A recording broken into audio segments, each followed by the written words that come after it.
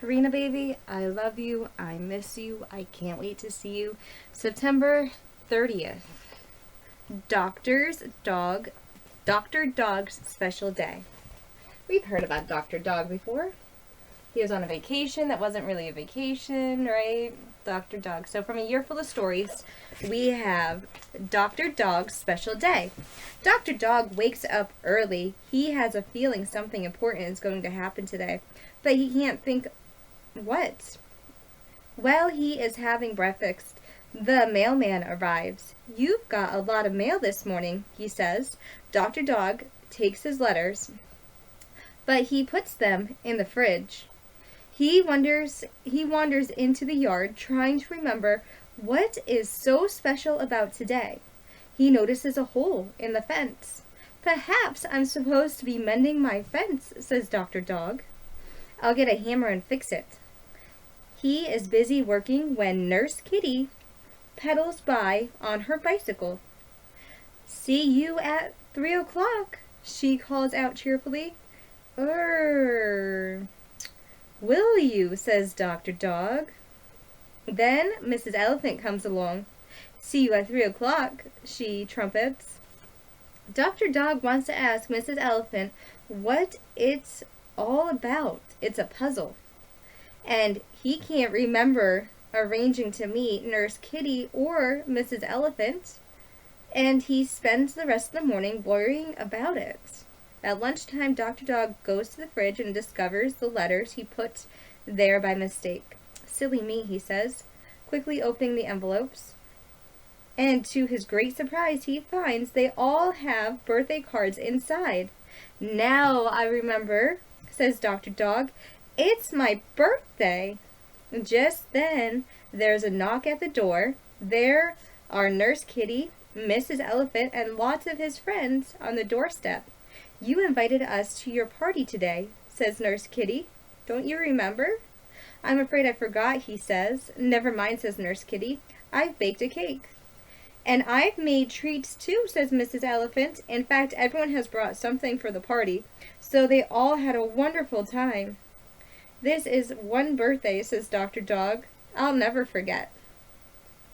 I shall never forget this birthday, he says. Oh, Dr. Dog's special day. On the 10th of every single month, I used to let you blow out as many candles as you wanted because it's your special day of the month, right? You were born on the 10th. And every month on the 10th, I think you should get to do something just a little bit more special because you're a month older. Every single day is special, baby. I used to tell you all the time. I used to ask you, baby, do you know what today is? You always say, no, what, Mama? I'd say it's the best day ever. And I go, do you know why, baby? And you go, no, Mama. You always play along. I used to say, because you're in it. It's always the best day when you're a part of it, baby. I miss you so much, and I can't wait to get back to you. Alright, so in our fairy tale book, we have the Six Swans. A king was once hunting in a great wood, and he hunted the game so early that none of his countries were able to keep up with him. That none of his sentries were able to keep up with him. When evening came on, he saw that he had lost his way and was quite alone. He sought a way out of the forest, but could not find one. Then he saw an old woman with a shaking head coming towards him. Good woman, he said to her, can you not show me the way out of the wood? Oh, certainly, Sir King, she replied. I could do that, but only on one condition. If you do not fulfill my request, you will never get out of the wood, and you will die of hunger. What is the condition? Asked the king. I have a daughter, says the old woman, who is so beautiful that she has not her equal in the world, and she is well worthy of being your wife. If you will make her queen, I will show you how to get out of the wood. The king, in his astonishment, in his anguish of mind, considered, and the old woman, who was indeed a witch, led him to her little house where her daughter was sitting by the fire. She received the king as if she were expecting him, and he saw that she was certainly beautiful. But somehow the girl did not please the king, and he could not look at her without a secret feeling of horror. As soon as he had left the madam onto as soon as he lifted the maiden onto his horse, the old woman showed him the way. Soon the king reached his palace, and the wedding was celebrated there. Now the king had already been married once, and had by his first wife 7 children, 6 boys and 1 girl, whom he loved more than anything in the world. But because he was afraid that their new stepmother might not treat them well, he put them all in a lonely castle that stood in the middle of the wood. It lay so hidden, and the way to it was so hard to find that he himself could not have reached it, had not a wise woman given him a spool of thread, which possessed a marvelous property. When he threw it before him, it unwound itself and showed him the way. But the king went so often to visit his dear children that the queen became annoyed with his absences. She grew more and more curious, and decided to discover what he did alone in the wood. So she gave his servants a great deal of money, and they betrayed his secret to her, and also told her of the spool of thread, which alone could point out the way. She did not rest till she found out where the king guarded the spool. Then she made some little white shirts, and as she had learned from her witch mother, sewed an enchantment in each of them. And one day, when the king had ridden off, she took the little shirts and went into the wood, and the spool showed her the way. The boys, who saw someone in the distance, thought it was their dear father coming to see them, and they rushed out to meet him joyfully. Then she threw a white shirt over each one, which changed them all into swans, and they flew away over the forest. The queen went home quite satisfied, and thought she was well rid of her stepchildren. But of the king's daughter she knew nothing, because fortunately the king had not run out of the castle to meet her. The next day the king went to visit his children, and he found not one but his daughter. Where are your brothers?" he asked her. "Alas, dear father," she answered, "they have gone away and left me all alone." And she told him that, looking out of her window, she had seen all of her brothers flying over the wood in the shape of swans. The king mourned for his sons, and since he was afraid of losing his daughter also, he decided to take her with him. But she was afraid of her stepmother, and begged the king to let her stay just one night more in the castle in the wood. The poor girl thought, "My home is no longer here.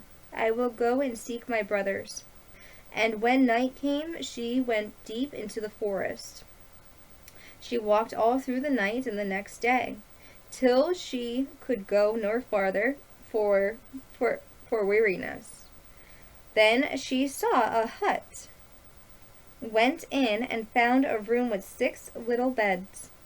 She crept under one of them, lay down on the hard floor, and was going to spend the night there. Just before sunset she heard a rustling sound, and saw 6 swans flying in the window.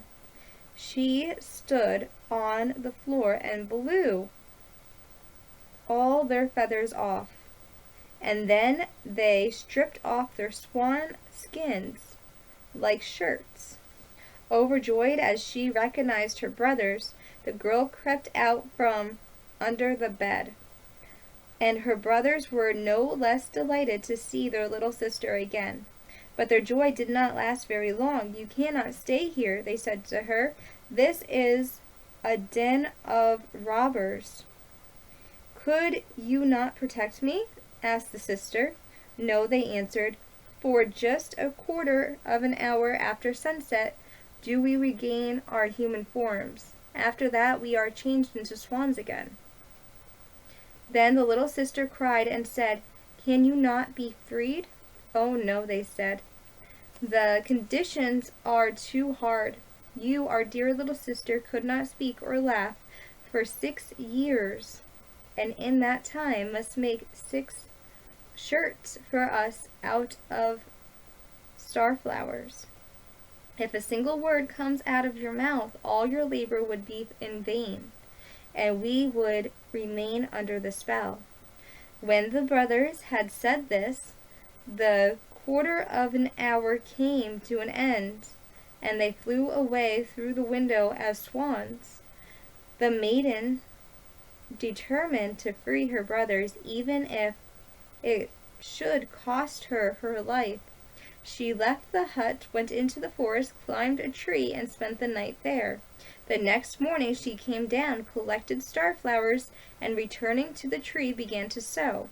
She could speak to no one, and she had no wish to laugh. So she sat there looking only at her work. When she had lived there some time, it happened that the king of another country was hunting in that forest, and his hunters came to the tree in which the maiden sat. They called out to her and asked, Who are you? But she gave no answer. Come down to us, they called. We will do you no harm.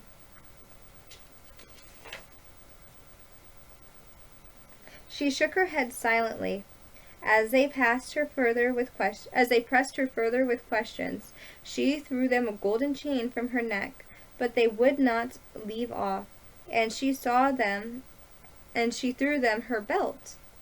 And when this was no use, her garters, and then her dress.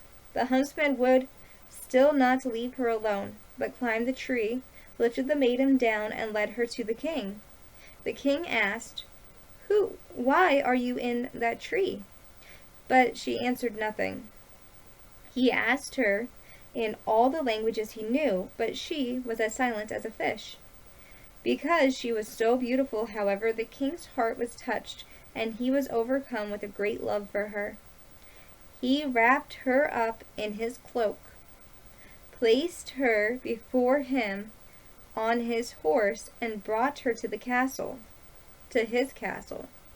There he had her dressed in rich clothes, but not a word could be drawn from her. He seated her by his side, and her modest ways and behavior pleased him so much that he said, I will marry this maiden and no other in the world. And after some days he married her.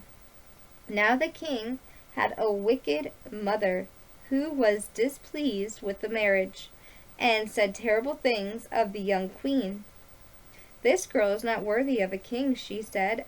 After a year, when the queen had her first child, the old mother took it away from her.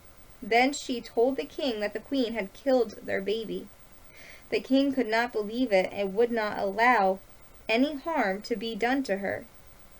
And his wife sat quietly sewing at the sheets, apparently not troubling herself about anything. The next time she had a child, the wicked mother did the same thing, but the king would not believe her. He said, She is too sweet and good to do that.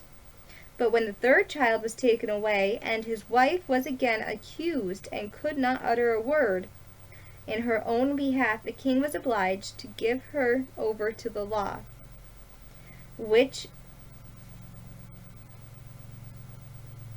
decreed that she be burned to death.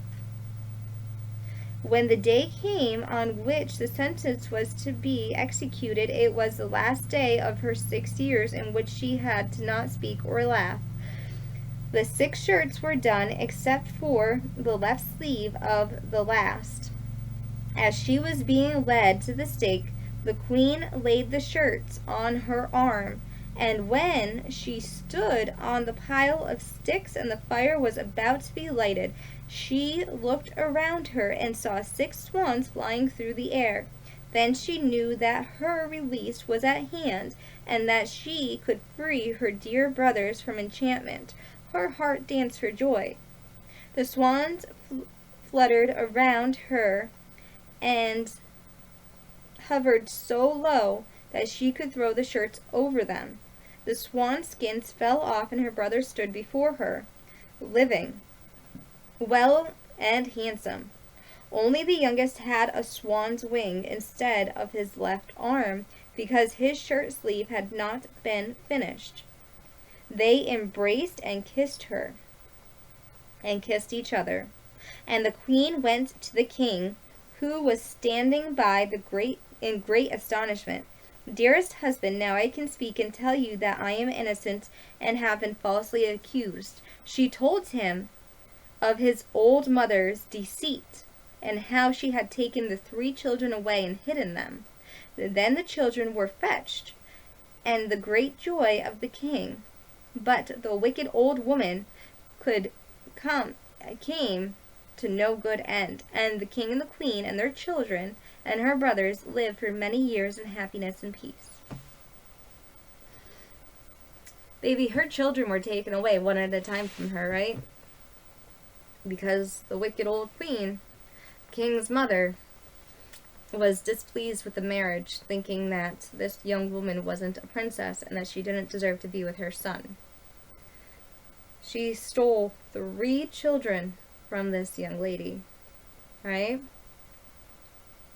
Stole 3 of her children, and she had to wait for 6 years to see her brothers. She couldn't speak, she couldn't laugh, she couldn't do anything for 6 years besides from sew out of Starflower's shirts for her brothers.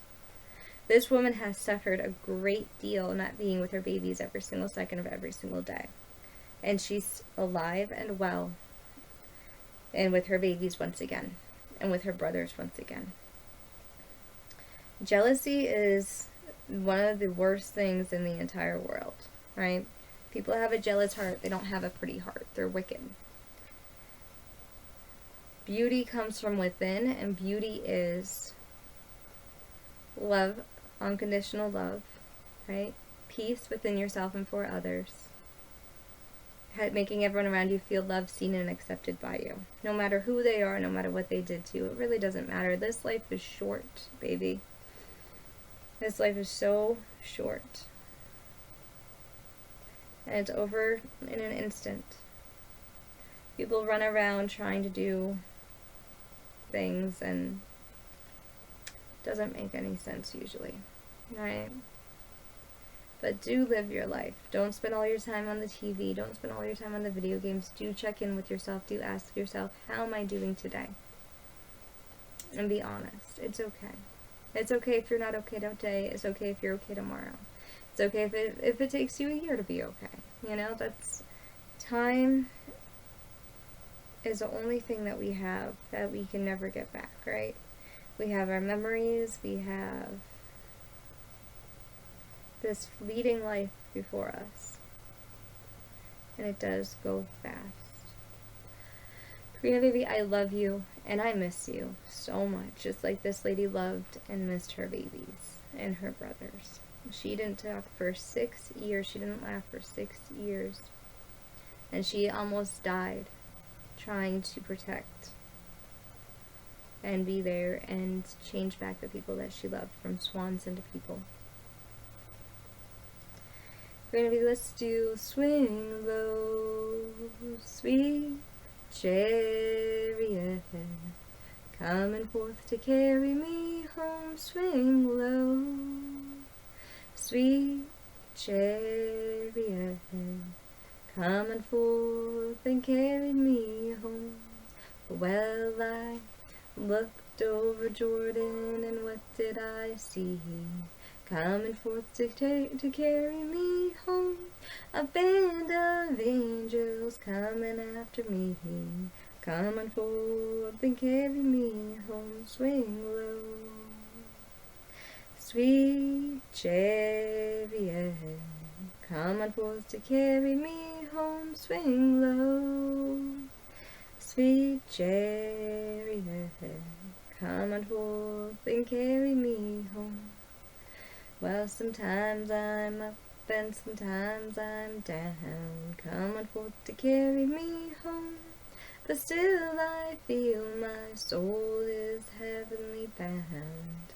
Come on forth and carry me home, swing low. Sweet chariot, come on forth to carry me home, swing low. Sweet chariot, come on forth and carry me home. Now if you get there before I do, come on forth to carry me home. Tell all my friends I'll be coming there too. Come on forth and carry me home, swing low. Sweet chariot, come on forth to carry me home, swing low. Sweet chariot, come on forth and carry me home. I'll be coming home, coming home, coming home to you. Come on forth to carry me home. You know my word is good, you know my word is true. Come on forth and carry me home, swing low. Sweet chariot, come on forth to carry me home, swing low. Sweet chariot, come on forth and carry me home. You know that I love you. Come on forth to carry me home. You know my word is good, you know my word is true. Come on forth and carry me home, swing low. Sweet chariot, come on forth to carry me home, swing low. Sweet chariot, come on forth and carry me home. Karina, baby, I love you. Do you know what the other day was? It was Yom Kippur on the 28th, 27th and 28th. It's dusk to dusk. And that is just, it's the Day of Atonement, and it's the day that you go down to synagogue and you get atoned for all the things that you've done. And it's just a good holiday to do every year because it just sets in a way to just work on things to improve yourself with. I really do love our holidays. Everything's centered around a war, a triumph, a day to remember, stuff like that. Karina, baby, let's sing Lila Tov. Lila Tov, and good night to you. Lila Tov, may your dreams come true. We sing Lila Tov, may Israel protect you throughout the night until we reach the morning light. Karina, baby, I love you and I miss you and I can't wait to see you. I love you, baby.